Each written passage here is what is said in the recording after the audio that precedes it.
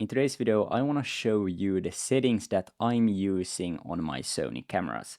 So I have a Sony A7 IV and a Sony FX3. The settings for both of these cameras are pretty much the same. So yeah, I just want to walk you through the settings that I'm using and the settings that I recommend you to use.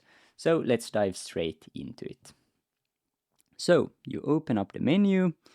And the first thing we see in shooting is image quality.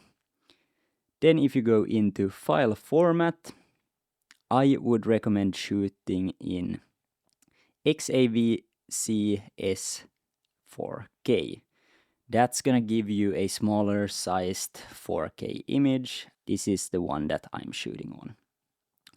Then moving down to movie settings, you can set your frame rate.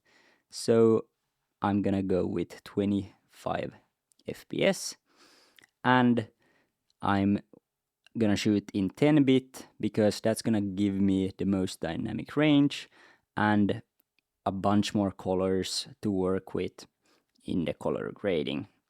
So if your camera can shoot in 10-bit, I would highly recommend shooting in 10-bit because yeah, the color grading is gonna be much better. SNQ, you can play around with this. This is the slow motion setting. I'm not using it too much, but yeah, essentially these are my settings here. On the FX3, I shoot in 120 FPS.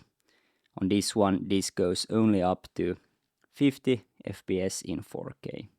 Proxy settings, I don't mess with them. And lens compression, I have it at auto. And here you format your card. So I don't have a card in the camera right now, but essentially when you want to delete all of your videos or photos on your memory card, you format the camera there. And that's under media. So moving on to file, I don't mess with the file numbers, so you don't have to do anything there. Here I shoot in manual mode, and here you can actually set your presets. So if we go out of the menu, you put in the settings that you want your preset to be in. So let's say this is good for now. We're shooting in 4K, 24 FPS. We have a shutter speed of 1 through 50 and f-stop of 4.5 and ISO 800. So if I go in here, then I can choose where I want to save it. So let's say memory 1, and that's it.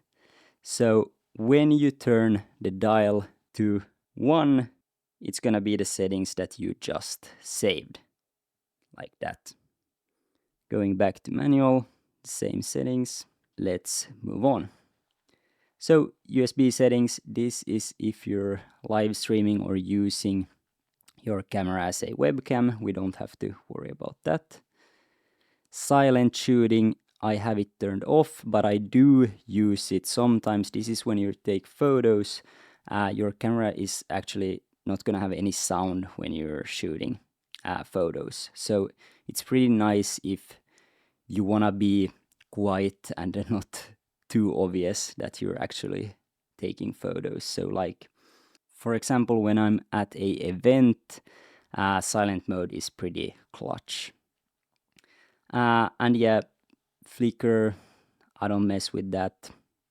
Audio settings, I have audio recording on, and these are pretty much the settings. Time code, I don't mess with time codes at all, so don't worry about those. Image stabilization, I have it at standard.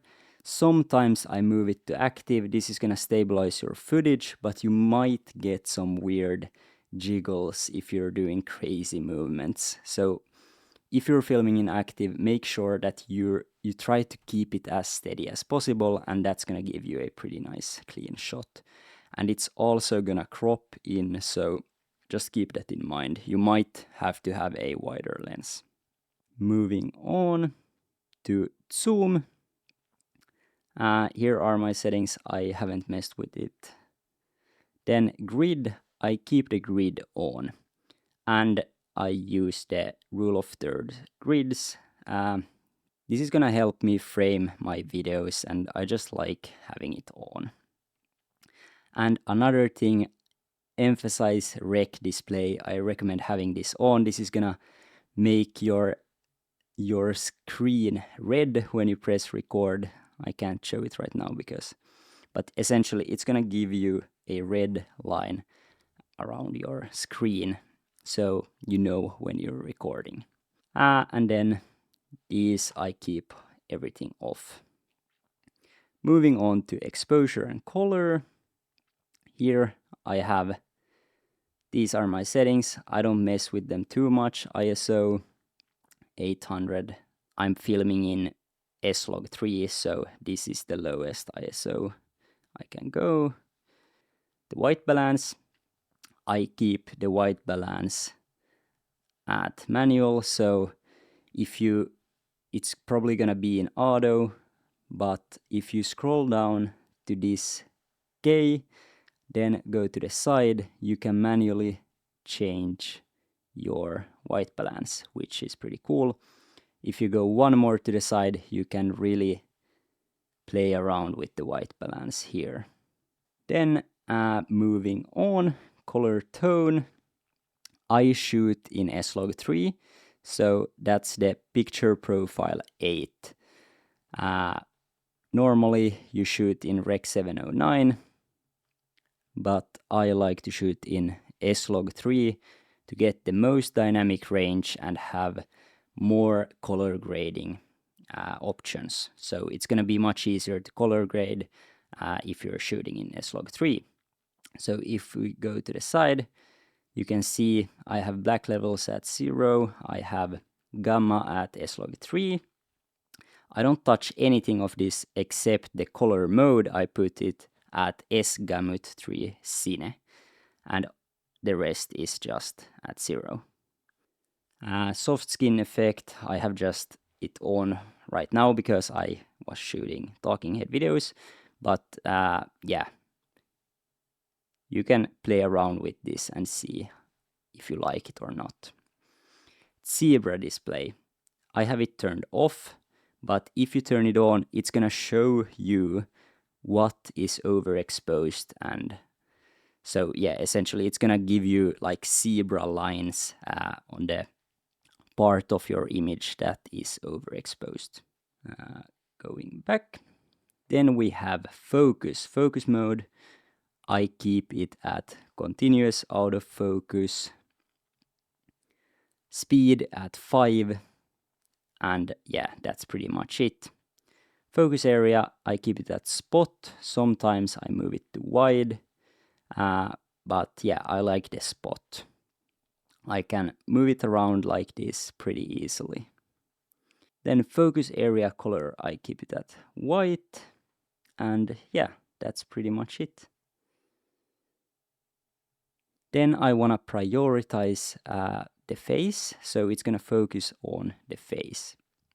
So I keep it at on.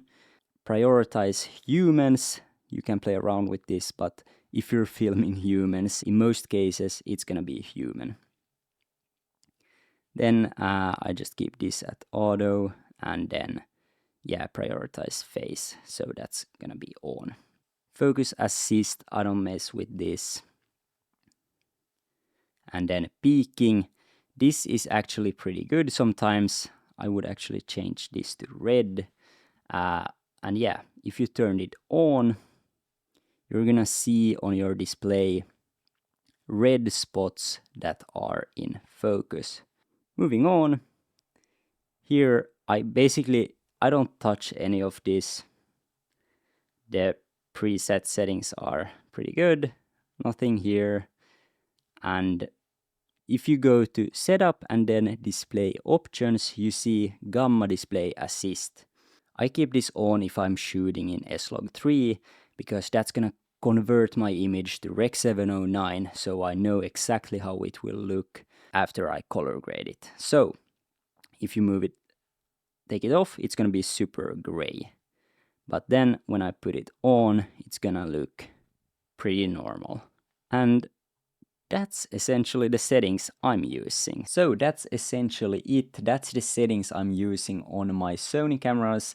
I have the Sony A7 IV and the Sony FX3. So yeah, that's my base settings. I use those settings for all of my talking head videos for YouTube, Instagram, and all of my social media content. I also use them for client work. So that's basically the baseline. I change the settings sometimes, but yeah, that's the baseline that I'm used to. So if you found this video helpful, make sure to hit that like button, subscribe, and I will see you in the next video.